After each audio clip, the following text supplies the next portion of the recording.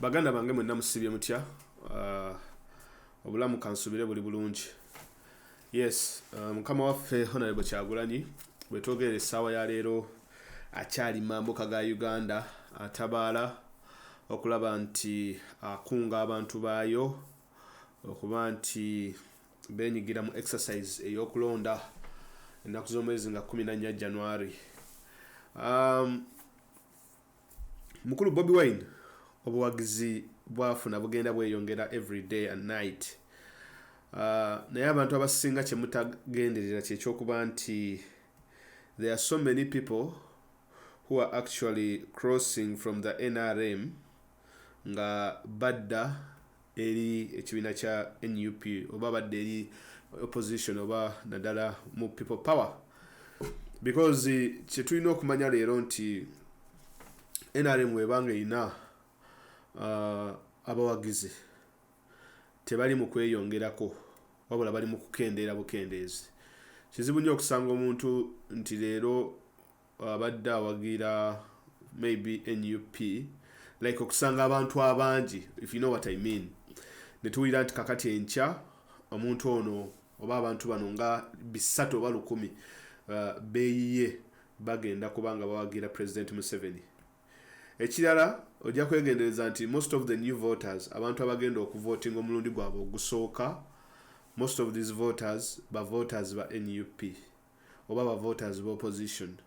Ekyokubiri ojja genda okulaba nti abantu abasinga abali eligible to vote oba abali basobola okulonda naye nga babadde tebalonda, abantu abo kakati ne beewandiisa okubanga balonda.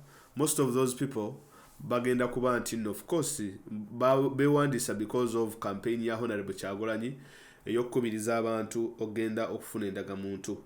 Kakati most of those people are mostly opposition oba NUP supporters abagenda okuvotingira Honorable Kyagulanyi Ssentamu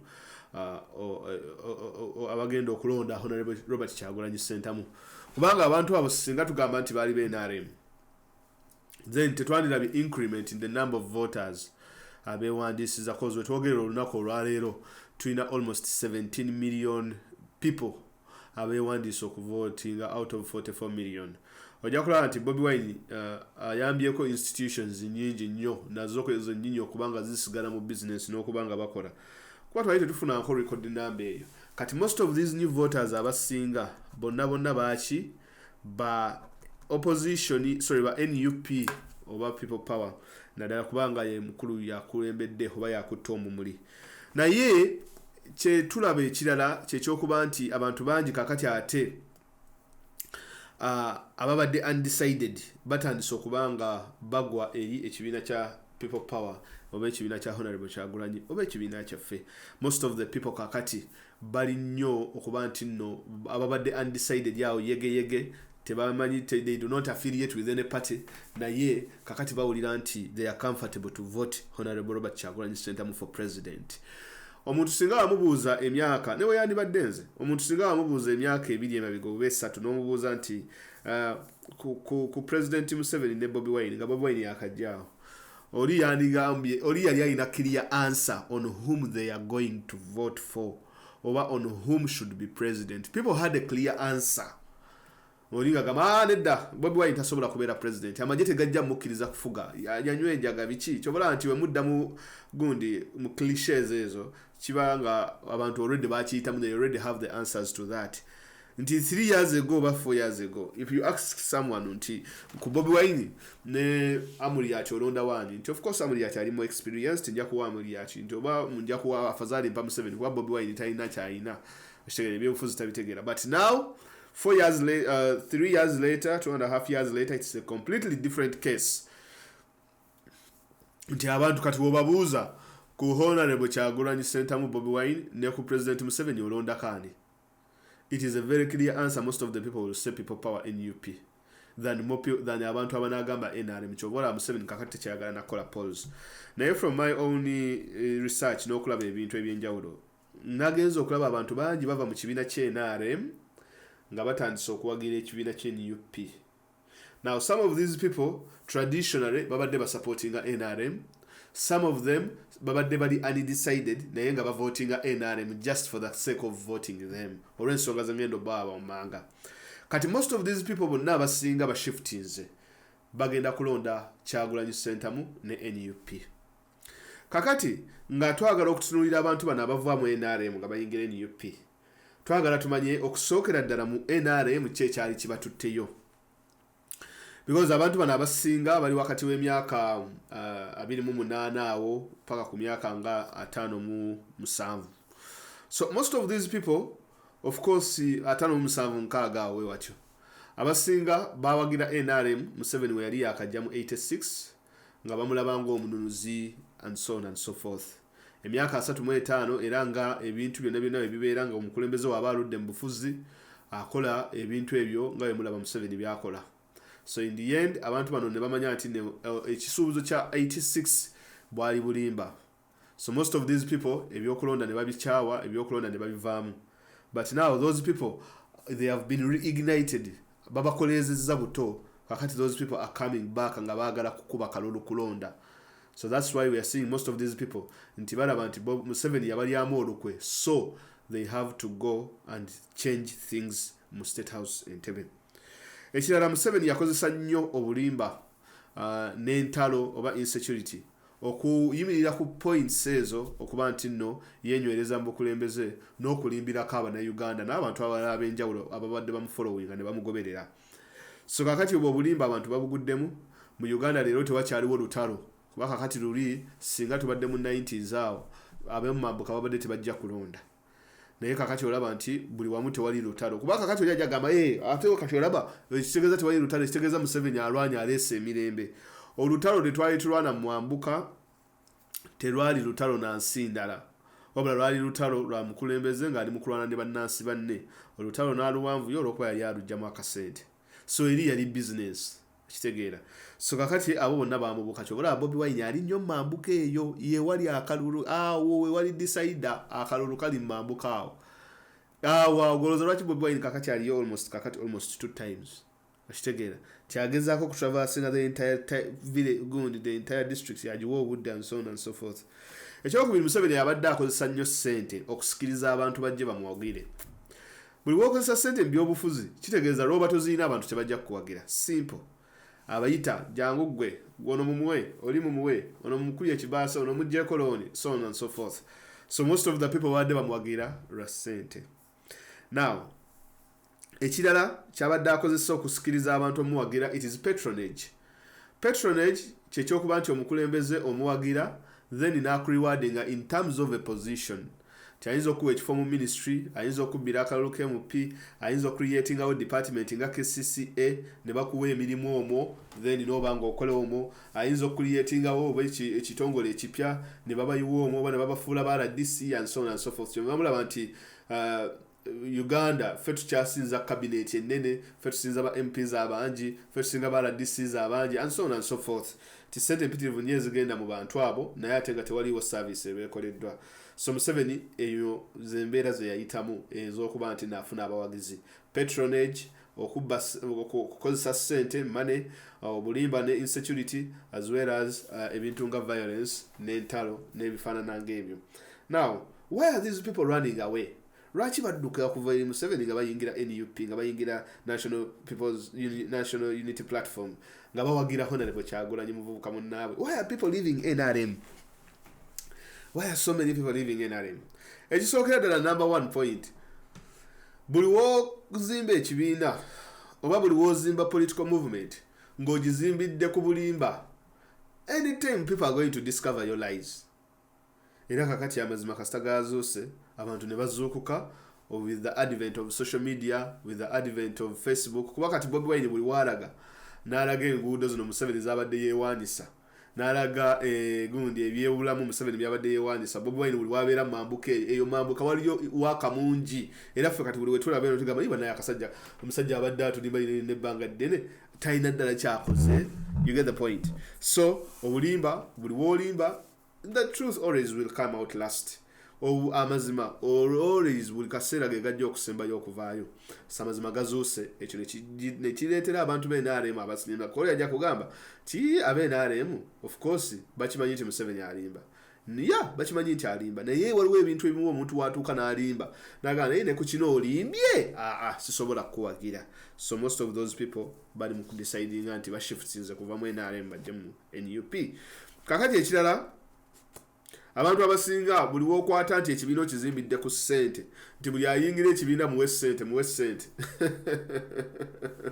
ssente ogenda kukozesa mmeka okweka nga newoba n'ekyuma ekikuba ssente by the way naddala nga ssente z'okuba za Uganda in fact newoba okuba dollar oba pound oyina okulimitinga ssente z'okuba olwa inflation kubanga buli omu onoomuwa ssente tugeze buli ayingira ekibiina naddala nga abantu b'oli mu kugulirira bangi okufaako obufi bakiwulira bangi nti bali mu people power bangi onooba wammeka buli omu onoomuwa miliyoni toziyina ate jjukira oyina ne boyina newuwo consolidating basigale baleme kuvaayo badde mu NUP okukakkana ng'oyabise nga ssente z'ogaba tukyazina kyenva mulaba akalulu kano Museveni kamuzitoyeredde tayina ssente zagabira abantu so people are not coming to him kati bano abayingira ekibiina kye nga bayingiridde ku ssente bagamba naffe wabanga ono talina zaatuwaka naffe tutambule tugende.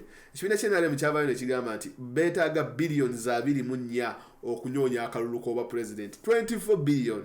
What sort of political party is that yeetaaga 24 billion mazima ddala okunyoonya akalulu? Ssente ziba zigenda kukola kyezo kugulirira balonde nakubba balulu.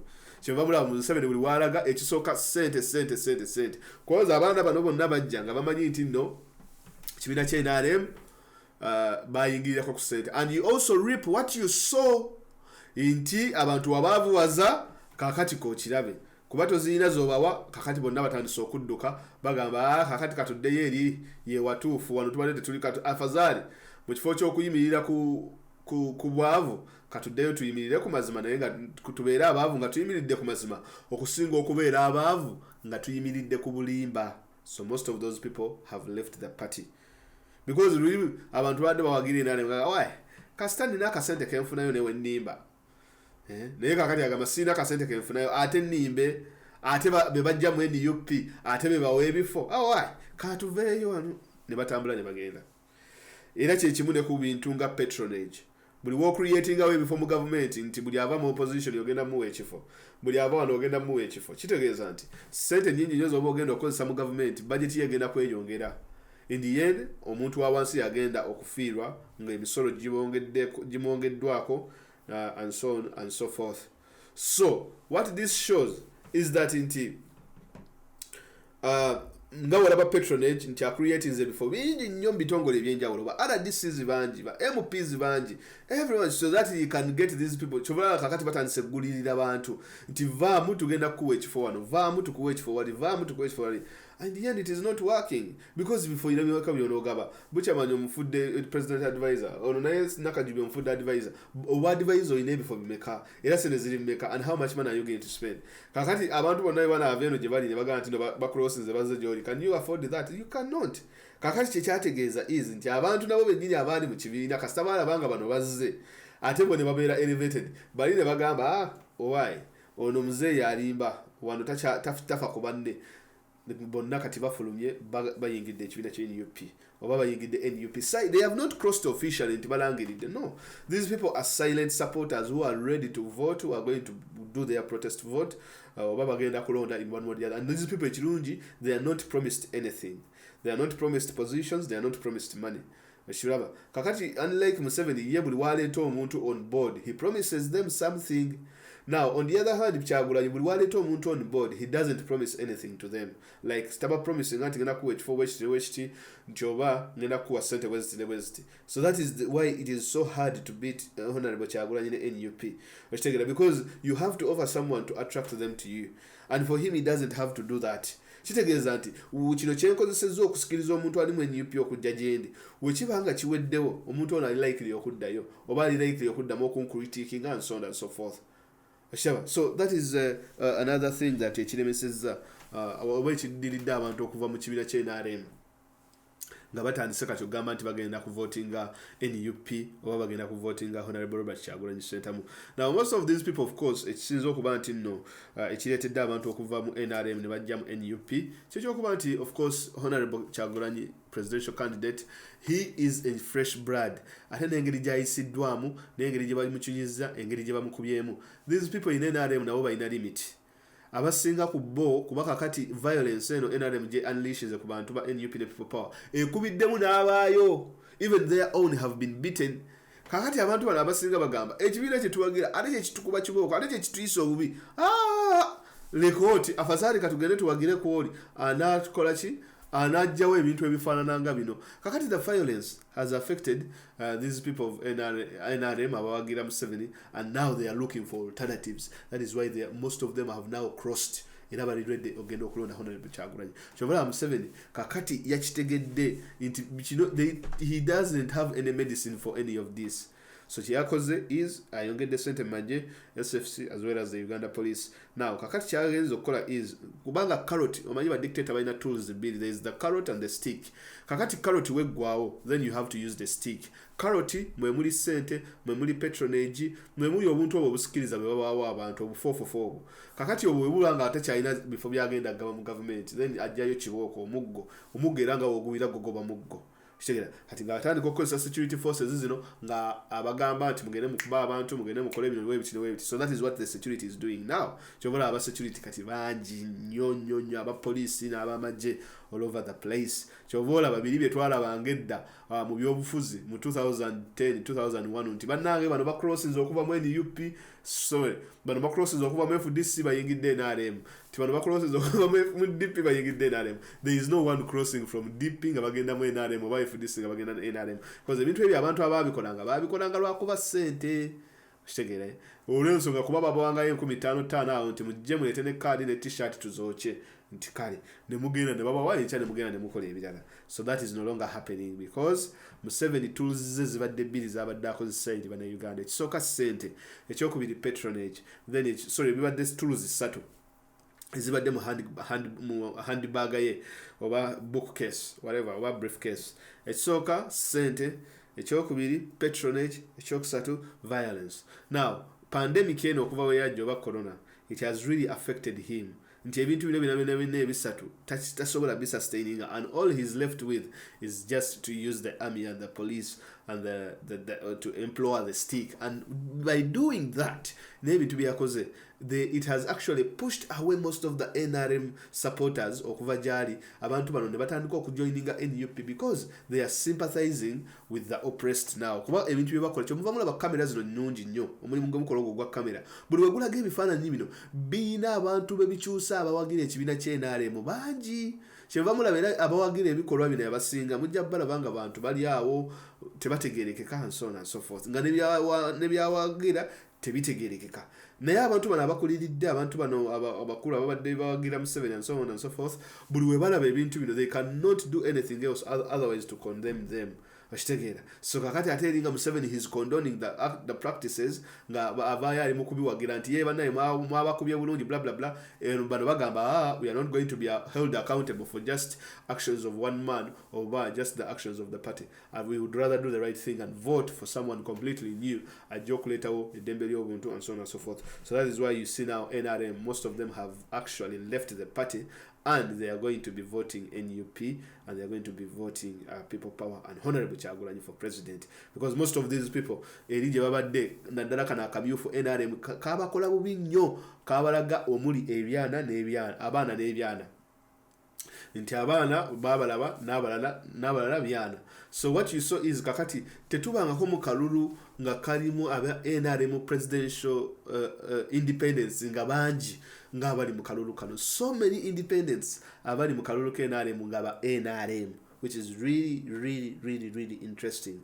Nti ekyo Museveni nakyo yennyini kyamulemye okubanga asolvinga. Then lastly point endala ye yokuba nti no abantu balaba Museveni of course akuliridde ate ebintu byakola bintu byakyana kito nnyo. He's acting like a child. So most of the people abali mu kibiina kye NRM they wouldn't like to stay with someone who acts like a child ate nga musajja mukulu. So they were like you know what, would rather go with someone omuvubuka who confesses to be omuvubuka than an old person who confesses to be an old person naye nga his actions ziringa ezono a P1 graduate oba a kindergarten graduate. So as a matter of fact, Chimekinze Museveni very, very unpopular. And trust me, what I'm telling you today is kino kyerabikidde nnyo mu bintu Museveni byazaakola on how he's treating Honorable Kyagulanyi n'engeri gy'amuyisaamu cause olaba a deep-seated hatred nti lwaki onsinga akasajja ggwe, lwaki onsinga tolina kunsinga and so on and so forth.